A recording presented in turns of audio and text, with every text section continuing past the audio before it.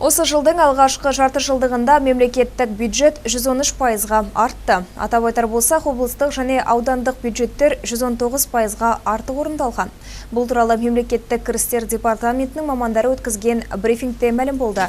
Облысымызда жиналған салық көлемі туралы толығырақ жиында болған тілшіміз тарқатады.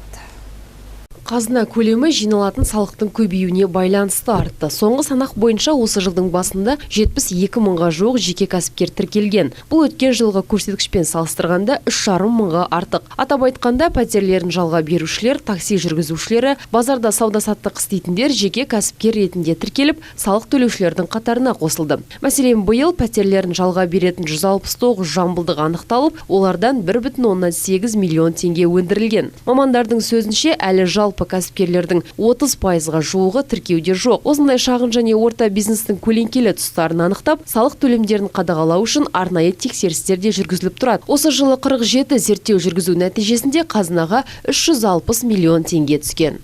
Егерде табысын біз оның көп екенін дәлелдеген жағдайда, ол кісі өзі еркімен келіп тапсырмаған жағдайда есебін бізге хронометражды тексеру ғана алу жолы қалады. Сол себептен біз салық төлеушілерге өздері кеп тапсырса, ол өздерінің жеңілдіктері соны пайдаланса деп ойлаймыз. Сондай-ақ осы жылдағы жағымды жаңалықтың бірі салық рақымшылдығы сөз болды. Еске салайық, осы жылдың соңына дейін облысымызда бір реттік жеңілдік акциясы жүріп жатыр. 2018 жылдың 1 қазанына дейінгі қарызыңызды биылғы жылдың 31 желтоқсанына дейін төлеген жағдайда сіздің өсімпұлыңыз бен айыппұлыңыз кешіріледі.